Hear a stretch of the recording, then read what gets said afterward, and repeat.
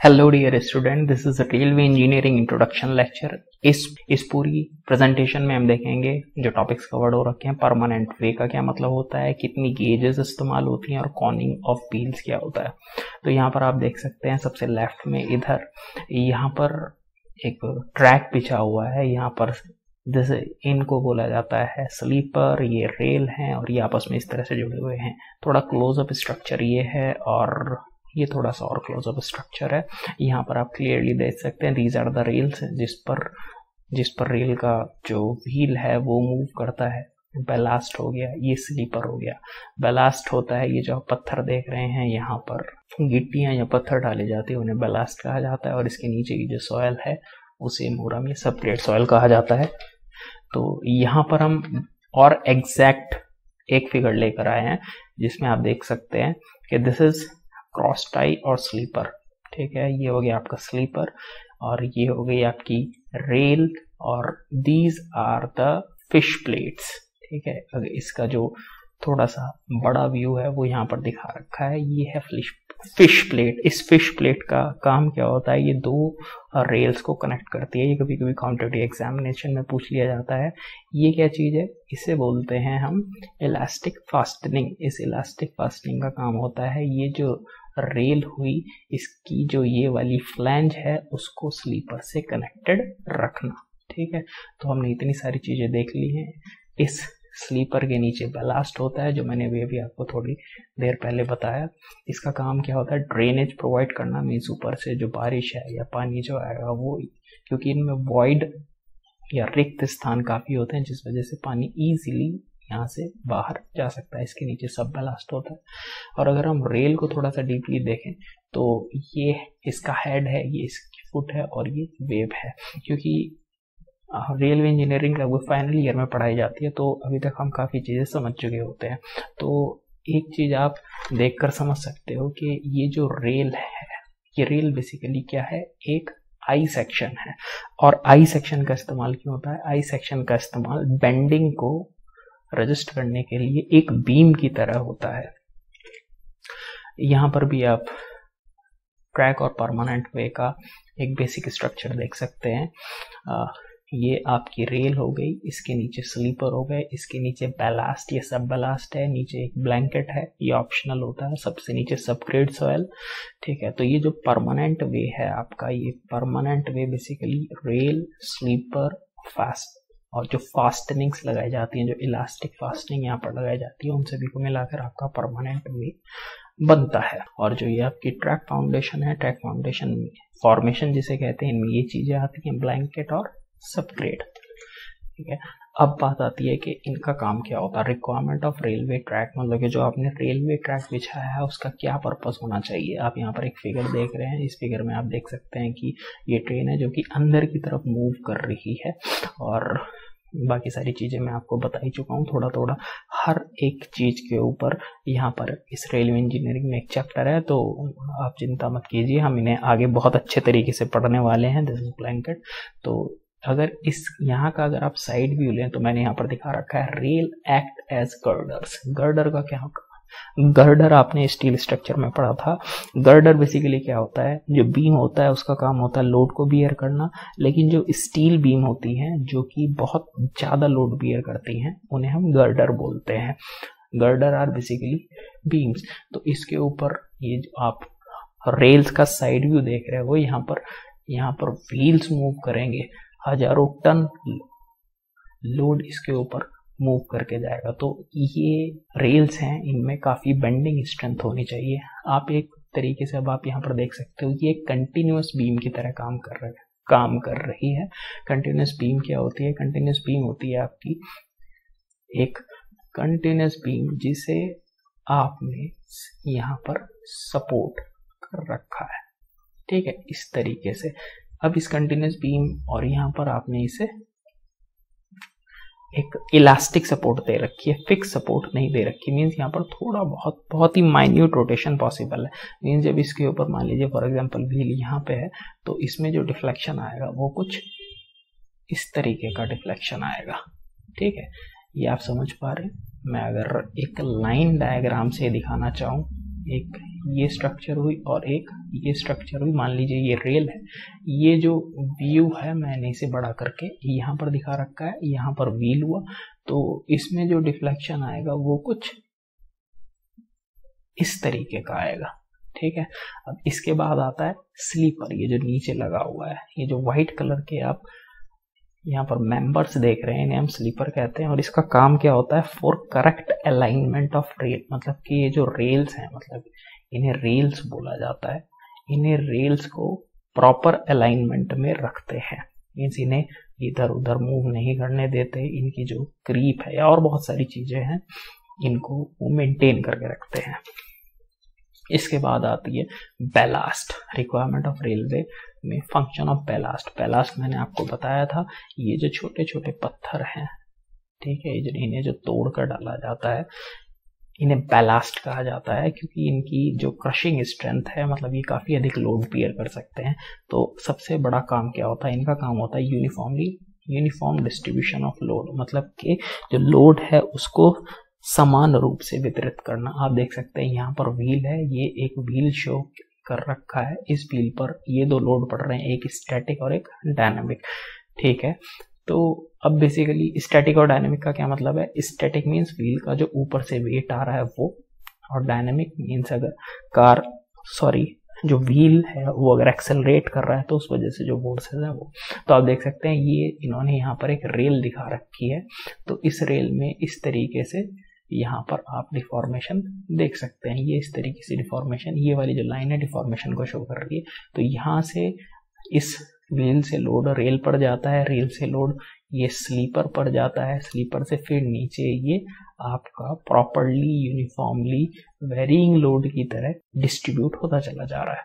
ठीक है, तो बैलास्ट का काम यही होता है कि जो ऊपर से लोड आ रहा है उसे प्रॉपरली ये फैलाता चला जाए। ठीक है, जितना आप रेल के नजदीक होंगे उतना ही आपको स्ट्रेस बियर करना पड़ेगा। आप जानते हो स्ट्रेस का फॉर्मूला क्या होता है, फोर्स डिवाइडेड बाय एरिया, मतलब जितना कम एरिया होगा उतना ही स्ट्रेस ज्यादा होगा। सबसे कम एरिया कहाँ है, यहाँ पर, तो सबसे ज्यादा स्ट्रेस यहाँ पर एरिया थोड़ा बढ़ गया तो स्ट्रेस कम हो गया, यहाँ पर एरिया थोड़ा और बढ़ गया तो स्ट्रेस और कम हो गया, और जो सबसे नीचे अगर हम देखें, यहाँ पर देखिए कितना ज्यादा एरिया है, फोर्स तो वही है लेकिन एरिया बहुत ज्यादा बढ़ गया, तो इस वजह से जो स्ट्रेस है वो काफी कम हो जाएगा। इसके बाद अब बात आती है वाटर गेजेस इन रेलवे ट्रैक। सबसे पहले जो रेलवे ट्रैक में जो गेजेस होती हैं वो क्या होता है, गेज का क्या मतलब होता है, यहाँ पर आप देख सकते हैं ये जो इनर वाला पॉइंट, सबसे पहली वाली फिगर को देखिए, इस फिगर में ये जो पोर्शन है, ठीक है, ये पोर्शन आप समझ पा रहे होंगे, जो आपकी रेल है उसका जो इनर वाला पोर्शन की दूरी गेज कहलाती है। पर्पस ट्रेन है जहां पर हैवी लोड काम नहीं करता, वहां पर हम नैरो गेज का इस्तेमाल करते हैं। फिर इसके बाद आती है मीटर गेज, मतलब कि ये जो डिस्टेंस है ये आपकी हो जाती है 100 mm, ठीक है, और नैरो गेज से थोड़ा ज्यादा लोड और ट्रैफिक मीटर गेज पर आता है। के बाद आती है ये स्टैंडर्ड गेज 1435 mm, ये जो DMRC मेट्रो रेल होती है, DMRC Delhi metro railway corporation, आप 1435 mm स्टैंडर्ड गेज इस्तेमाल करती है। फिर उसके बाद आती है ब्रॉड गेज, यहाँ पर देख सकते हैं बहुत ही हैवी ट्रैफिक के लिए इस ब्रॉड गेज का, मतलब चौड़ी गेज का इस्तेमाल होता है, सबसे ज्यादा लोड इसी गेज पर होता है। अब हम आते हैं अगले कंसेप्ट पर, what is the meaning of Koenig of wheels, मतलब के व्हील्स को कोन की तरह बनाया जाता है। आप यहाँ पर फिगर को देख सकते हैं, ये एक एनिमेटेड फिगर की पिक्चर है, यहाँ पर आप देख सकते हैं कि एक कोन की तरह व्हील को बनाया गया है। यहाँ पर भी थोड़ा सा कोनिंग आपको देखने को मिल सकती है। यहाँ पर आप इजीली देख सकते हैं कि एक प्रॉपर सिलेंडर होने की बजाय ये जो इसका स्ट्रक्चर होता है कोन की तरह होता है, तो बहुत ही हल्का एक ग्रेडियंट दिया जाता है, मतलब कि जो आपका व्हील बनाया जाता है वो व्हील आपका इस तरीके का होता है, और ये जो यहाँ पर ग्रेडियंट दिया जाता है वो 1:20 का ग्रेडियंट दिया जाता है। अब इस 1:20 का क्या मतलब है, 1:20 का मतलब होता है अगर आप 20 मीटर यहाँ पर चलेंगे तो आपको 1 मीटर यहाँ पर हाइट मिलेगी। तो ये जो स्लोप है इसे बोला जाता है 1/20। इसे आप ऐसे भी समझ सकते हैं कि अगर आप 20 सेंटीमीटर इस डायरेक्शन में चलते हैं तो आपको 1 सेंटीमीटर ऊपर की डायरेक्शन में चलना होगा इस पॉइंट तक पहुंचने के लिए। इसे भी 1/20 कहा जाता है। अब बात आती है कि इस कोनिंग ऑफ व्हील्स की क्या जरूरत होती है। यहाँ पर भी आप देख सकते हैं ये कोनिंग ऑफ व्हील है। अब यहाँ पर दोनों, यहाँ पर भी कोनिंग प्रोवाइड की है, यहाँ पर भी कोनिंग प्रोवाइड की गई है, और नीचे ये जो रेल है इसको भी 1/20 के स्लोप पर दिया गया है। ठीक है, और यहाँ पर भी दोनों लेफ्ट और राइट दोनों यहाँ पर एजिंग दी गई है। ये जो नीचे जो स्लीपर है, जो आप स्लीपर देख रहे हैं, इसको भी इस तरह से काट दिया जाता है ताकि 1/20 का स्लोप दिया जाए। यहाँ भी 1/20 का स्लोप जो रेलवे में स्लीपर होता है उसमें थोड़ा सा पोर्शन काट कर जो 1/20 का स्लोप दिया जाता है उसे एजिंग कहते हैं। ये हर एग्जाम में पूछा जाता है। और 1/20 का स्लोप जो आपको रेल के व्हील्स पर मिलेगा उसे भी हम कोनिंग कहते हैं। अब इसका काम क्या होता है, नेगोशिएट कर्व स्मूथली, मतलब कि जो रेलवे ट्रैक है यदि उसमें कोई कर्व आता है तो इस कोनिंग की वजह से जो ट्रेन है वो उसे बहुत ही आसानी से बिना किसी झटके के पार कर पाती है। दूसरा, keeps train in central position on a level track, मतलब कि जो आपकी ट्रेन है वो सेंट्रल पोजीशन में रहेगी। ये भी हम आगे देखेंगे ऐसा कैसे होता है। रिड्यूसेस वियर एंड टियर, मतलब कि जो वियर एंड टियर है, जो मतलब नुकसान होता है, उसे भी ये कम करती है। अब मैंने जो पीछे पर्पस दिए थे उसको समझने के लिए आपको नीचे जो मैंने सर्कल बना रखा है उसे समझना पड़ेगा। ये मैंने 2 सर्कल बना रखे हैं, बाहर ऊपर की तरफ एक बड़ा सर्कल है और नीचे की तरफ एक छोटा सर्कल है। तो अब आपको ये समझना पड़ेगा, मान लीजिए यहाँ पर 2 बंदे खड़े हैं, एक व्यक्ति यहाँ पर खड़ा है और एक व्यक्ति छोटे वाले सर्कल पर खड़ा है। अगर मैं इनसे कहूँ कि आपको इस सर्कल को पूरा करना है, बड़े वाले को, इस व्यक्ति को इस बड़े सर्कल पर चलना है और छोटे व्यक्ति को इस सर्कल पर चलना है, तो आपको एक बात क्लियर पता है कि इस बंदे को ज्यादा दूरी तय करनी पड़ेगी और ये वाला बंदा है इसको कम दूरी तय करनी पड़ेगी। तो मैं यहाँ पर क्या कहना चाहता हूँ, मैं कहना ये चाहता हूँ कि अगर एक टर्न है, टर्न का मतलब मोड़ है, तो जो बाहर वाला हिस्सा होता है वो अंदर वाले हिस्से के मुकाबले थोड़ा लंबा होता है। तो यहाँ पर रेल के साथ भी यही प्रॉब्लम होती है। रेल के साथ ये प्रॉब्लम कैसे सॉल्व होती है, अब आप यहाँ पर देखिए, ये जो कोनिंग ऑफ व्हील्स है, यहाँ पर मैंने क्या दिखा रखा है, यहाँ पर मैंने लेफ्ट टर्न दिखा रखा है। अब क्योंकि ये कोनिंग ऑफ व्हील यहाँ पर है तो इस वजह से तो हमें एक चीज समझनी पड़ेगी। मान लीजिए हम इसी सर्कल को, इन्हीं 2 सर्कल को लेते हैं। मान लीजिए आप किसी तरीके से यहाँ पर ट्रेन चलाने की कोशिश करते हो। अब क्योंकि आप ट्रेन चला रहे हो तो इसका ये वाला जो पहिया है जो बाहर की तरफ है वो ज्यादा मूव करेगा या वो ज्यादा चलेगा, और ये छोटा, ये जो अंदर वाला पहिया है वो कम चलेगा। अब क्योंकि ये दोनों पहिए एक रिजिड एक्सिस मतलब कि ये पूरे एक ही बनाए गए हैं, ठीक है, मतलब ऐसा नहीं है जैसे कि कार में डिफरेंशियल गियर होता है पीछे लगा हुआ, कार में भी यही प्रॉब्लम आती है, लेकिन वहां पर ये एक साथ नहीं जुड़े होते। वहां पे एक ऐसी मैकेनिकल असेंबली लगी होती है जो कि इस वाले पहिए को ज्यादा मूव करने देती है और इस वाले पहिए को कम मूव करने देती है। अब ये कार तो है नहीं, अब ये है ट्रेन जो कि रिजिड व्हील बेस जिसमें होता है। तो अब इस प्रॉब्लम को इंजीनियर्स किस तरह से सॉल्व करते हैं, तो यहाँ पर वो कोनिंग ऑफ व्हील्स प्रोवाइड करते हैं। अब इस कोनिंग ऑफ व्हील से आप देख सकते हैं जैसे ही लेफ्ट टर्न आता है, ये जो सेंट्रीफ्यूगल फोर्स है वो इसे बाहर की तरफ मूव करेगी, ठीक है, सही बात है। अब जो सेंट्रीफ्यूगल फोर्स ने इसे बाहर की तरफ पुश किया तो ये जो बाहर वाला व्हील है ये थोड़ा बाहर की तरफ खिसक जाएगा और इसका जो कांटेक्ट होगा वो एक बड़े डायमीटर से होगा। आप देख सकते हैं ये जो एक ग्रेटर डायमीटर है वो अब इस रेल के कांटेक्ट में है, क्योंकि रेल के कांटेक्ट में ग्रेटर डायमीटर हो गया, मतलब ग्रेटर सरकमफेरेंस या ग्रेटर परिधि। तो इसका मतलब ये वाला पहिया ज्यादा दूरी तय कर रहा है। अभी हम इस पहिए पे आते हैं, क्योंकि ये पहिया रिजिडली कनेक्टेड है तो ये भी बाहर की तरफ मूव करेगा। अब beauty of this Koenig of wheel is that कि ये जो लेसर डायमीटर है, मतलब कि जो छोटा डायमीटर है, वो अब इसके कांटेक्ट में आ गया है। ठीक है। एट द सेम टाइम यहाँ पर बड़ा कॉन्टैक्ट है, यहाँ पर अब छोटा कॉन्टैक्ट है। अब यहाँ पर लेस डायमीटर है, इसलिए लेस सरकमफेरेंस या परिधि हो जाएगी, इस वजह से यहाँ पर कम वो मूव करेगा। मतलब अगर टर्निंग टू लेफ्ट है, जैसे यहाँ पर अगर रेल मूव कर रही है, तो इस कोनिंग ऑफ व्हील की वजह से ये वाला पहिया कम मूव कर रहा है और ये वाला पहिया ज्यादा मूव कर रहा है, मतलब कि ये ज्यादा चक्कर चलेगा और ये कम चक्कर चलेगा। तो इस वजह से कोनिंग ऑफ व्हील फायदेमंद होती है।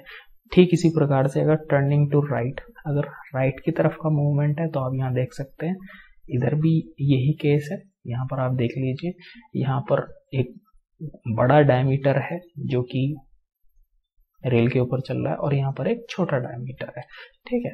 तो इस तरह से ये प्रॉब्लम जो व्हील्स की होती है कर्व को मूव करते हुए, वो क्लियर हो जाती है। आप इस स्लाइड में भी देख सकते हैं, जैसे मैंने यहाँ पर राइट टर्निंग दिखा रखी है। यहाँ पर क्योंकि छोटा डायमीटर है, छोटा सरकमफेरेंस है, तो देखिए यहाँ पर सर्कल, सिर्फ अगर हम इस हिस्से को दिखाएं जो ऊपर मैंने ये रेड पोर्शन से मैं दिखा रहा हूँ, तो यहाँ पर एक छोटा सर्कल है और यहाँ पर ये एक बड़ा सर्कल है, ठीक है। तो मीन्स राइट मूव करते हुए ये ज्यादा मूव कर रहा है, या मतलब ज्यादा चक्कर काट रहा है, और राइट मूव करते हुए कम चक्कर काट रहा है। तो इसलिए यहाँ पर टॉर्शन की प्रॉब्लम नहीं होगी, ठीक है। तो इस तरह से आप देख सकते हैं, यहाँ पर भी आप, मैंने यही चीज बता रखी है, कोनिंग ऑफ व्हील क्या है। अगर रेल ट्रैक बिल्कुल स्ट्रेट है, स्ट्रेट मतलब सीधा अगर ट्रैक है, तो कोनिंग की वजह से लेफ्ट है और राइट है, दोनों पे डायमीटर सेम रहेगा, नो प्रॉब्लम। लेकिन अगर राइट कर्व है, मतलब अगर राइट की तरफ मुड़ रहा है, तो लार्जर डायमीटर आउटसाइड वाली रेल पे होगा और स्मॉलर डायमीटर अंदर वाली रेल पर होगा।